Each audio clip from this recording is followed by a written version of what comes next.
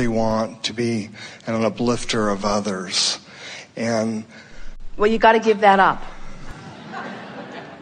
Because when you say to us, I want to be an uplifter of others, your undivided attention is upon the fact that they need it. And you can't get there from there. So when you say to us, I want to feel good most of the time, we say good, and then you will be an uplifter of others. Next. Isn't that interesting? Don't you love knowing that? Because you're not in the vortex when you're noticing what they need to be uplifted about. This business of service is really an interesting thing. You are teachers to the core of your being. We have never experienced a stronger feeling of uplifters who have gathered for a focused forum ever. You are uplifters to the very core of your being. We are wanting to say to you that what you are reaching for is alignment so that you then have the energy and the connection to the source of that which uplifts. But you got to understand, source energy has all of that going on. We hold all of that energy as well. But there's no assertion. We can't find someone who needs to be uplifted and just zap them with it. That's not the way that it works, you see. All we can do is maintain the vibration of it as consistently as we can until those who really want it find vibrational alignment with it. And then we just talk constantly about what it is that they've achieved so that they can know on a personal basis. Words don't teach. It's life experience that teaches. So we all are teaching through the clarity of our example, you see. So we know it is a wonderful thing, and we feel it deeply within you because you've been that way always. You don't remember a time in this physical personality that you didn't care deeply about what was going on with others. And we know that there were plenty of times, even today, that you feel hurt, deeply hurt by things not going well with others. But you can't empathize with their pain and be a vibrational match to their solution at the same time. In other words, it's one or the other, you see. You got to decide which part of their equation, because every subject is two subjects. So there are people who are in pain, who want to be uplifted, who have a solution that is already ripe within their vortex. Which part of their spectrum are you wanting to shine a light on, you see? Because you can't look at both ends of their stick at the same time.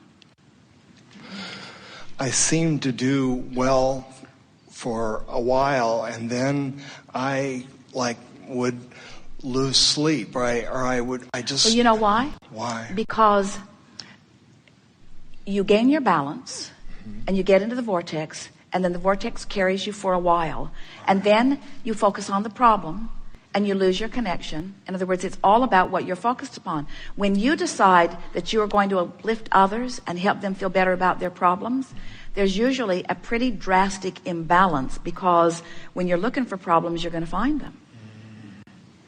You could flip that by saying, I'm looking for the upliftment point in the people with whom I'm interacting.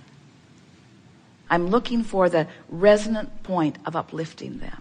Rather than trying to fix their problem, I want to meet them at their most allowing state and then inspire them to greater heights. But we have to say to you, and a lot of times uplifters, people who are really service-oriented, they don't like hearing this next thing from us. They accuse us of teaching selfishness. And we always admit it completely. We do. We teach ultimate selfishness. We want you to be so selfish that you insist on aligning with your true self. And in your aligning with your true self, you have all of these wonderful resources. Their inner being, your inner being, all vibrating right there, which makes it more likely for them to touch it and find it and feel it and know it if they are in the vicinity. But if they're not in the vicinity and you decide to be unselfish and you go try to meet them halfway, or you go try to find them where they are, then you lose your alignment, and that's what you were just describing. You get overwhelmed with it. Your desire is still strong. You're just not a match to your desire in that place. We've been saying to parents for a long while, when you lose your patience or you lose your connection and you're wanting to uplift your children, but you're just really out of the vortex, say to them, I've lost my connection. I'll be back in a little while. I'm going to go off to myself and realign with the good feeling person that I really am. And when I find it, I'll be back. And then do it. And your children will witness the disconnected you who left the room and the reconnected you who resumed. And that's the best thing in the world that you can give to anyone, as an example of how wonderful you feel in alignment as compared to how not wonderful you feel when you're out of alignment. That's what you're teaching. That's the only thing you've got to teach. You can't garner enough wellness or money. You can't gather enough alignment to then project it to anyone. All you can do is gather it and display the gathering of it and explain how you gathered it and how you maintain it and how good it feels. That's all you can do, is just be it, be it, be it, be it, be it, be it, be it, be it, be it. And those who are in the vicinity will find it too. That's what upliftment is.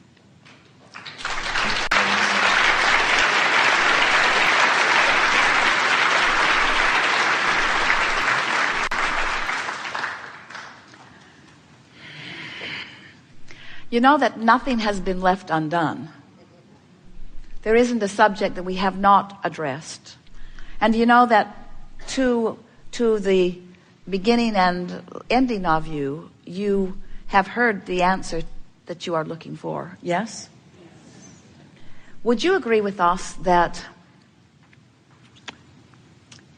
from where you sit right now, you are recognizing that it's easier than you've been making it out to be? Can you feel the resourcefulness of Source and its ever-ready availability to you? And are you accepting that it really is your work to come into the vicinity? And do you also realize that with every effort is not the best word, because effort usually implies pushing against something, but with every concentrated decision that you make to improve the way you feel, that you then have access to more resources and more resources. Do you like knowing that you are here to manifest? Do you like the physicality, the sensuality of your physical time-space reality? Don't you love the beauty of it, the color of it, the texture of it, the sound of it, the feel of it, the smell of it, the taste of it? Isn't this just a delicious place to be focused? And can't you feel that this creative palette is just beginning, that there's so much more deliciousness to be discovered, to be desired, to be understood, and then to be realized? And aren't you pretty hot on the idea of the incremental realizing of it?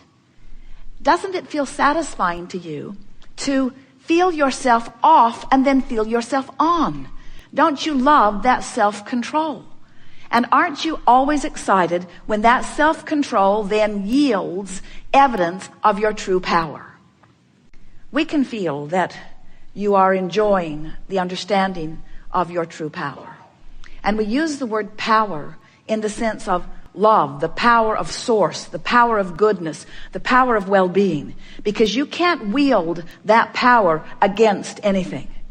You can't use power against anything without it backlashing. You can only use power for something. You only align with goodness.